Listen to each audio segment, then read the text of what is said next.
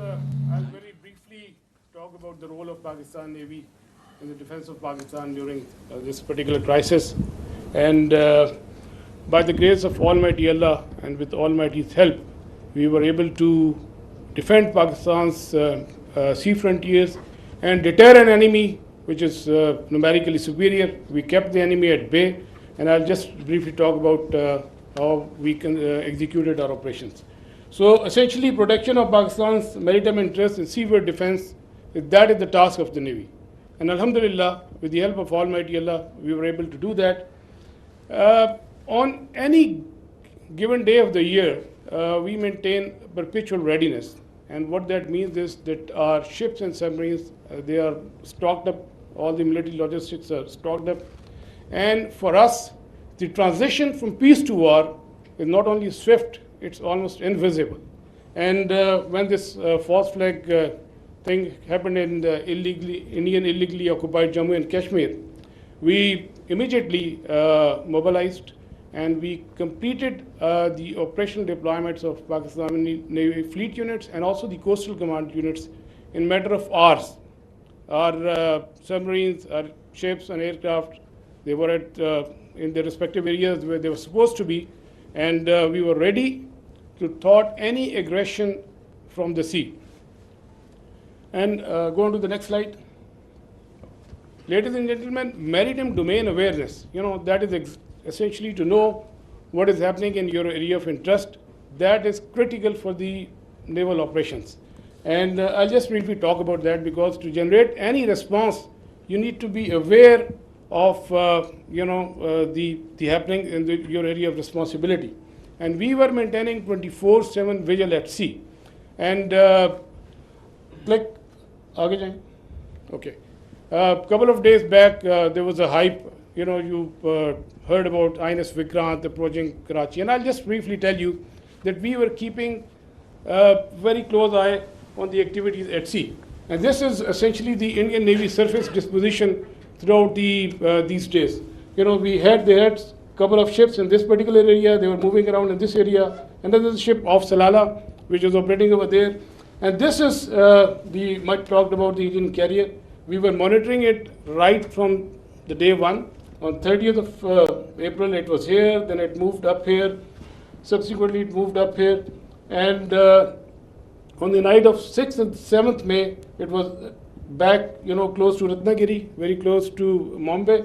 And then on 9th May, it was here, essentially 400 nautical miles away from Pakistani coast.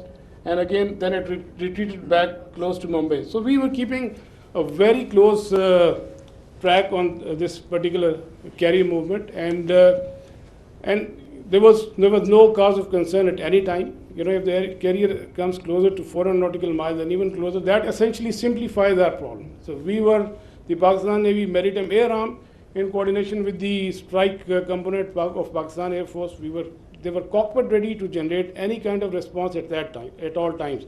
And I was in constant communication with the Deputy Chief of Air Staff, Air Vice Marshal Aurangzeb, at all times, and we were just ready. If there is any aggression from the sea, we were there to respond effectively. And let me say another thing. That is, you know about the carriers, you have seen them in the movies, but as a professional military officer, I don't want to underestimate the enemy, but let's put the things in the right perspective. The INS Vikrant and the carrier, the Western carrier, there's a huge difference. This is an aircraft carrier which essentially sailed with 8 to 12 MiG-29s, which was barely essential to carry out its own air defense. The purpose of the carrier is power projection and to ensure air superiority in a given sea area.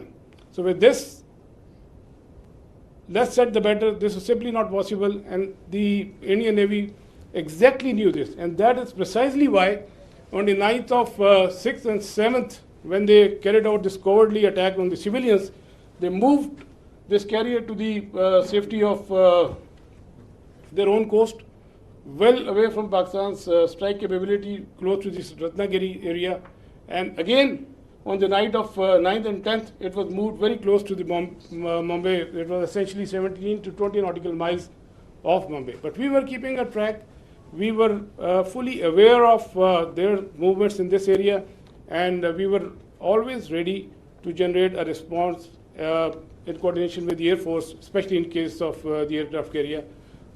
Subsurface elements, the offensive element, they were offensively deployed. They were in their respective areas and ready to generate a response. And also, you might have seen this footage. You know, we were not only in the surface domain, but we were essentially effectively monitoring their air surveillance things. And because of the operational security reason, I'll not talk much about how we did that, but we were keeping an eye on this particular activity as well. And likewise, in the subsurface domain, our anti-submarine warfare vigilance was all-time high. We were monitoring the movement of their submarines when they left their shores, and we exactly, had an idea where they would be, and we had our ASW surveillance and suppression effectively going on at all times. Likewise, another component of Pakistan Navy's responsibility is the defense of the Creek area. We had our coastal command units deployed over there in close coordination with headquarters 5 core elements, Pakistan Army elements, and they were poised to defend this particular area in case of any aggression from the south. Another important component is the protection of ports and harbors. You have just heard the DGISPR talked about the subconventional threat that we witnessed. There was a surge in other part of the country, and we were, there were real-time apprehension that there may be a surge. So we ensured the protection of all ports and harbors of Pakistan, and coastal command elements, they effectively played a very, very important role in this. And just to mention that on the night of 6 and 7, when they carried out the attack on Pakistan, we were fully ready to respond to any aggression from the sea. We were just ready, and but the enemy chose not to come over. It was essentially not a matter of choice. I would say it was a matter of compulsion, because enemy fully understood the cost it would have incurred had it ventured from the sea. And likewise, वापस जाइएगा, go back please, go back. And a few words about the missile threat that you have talked about. You must have heard the enemy missile attack.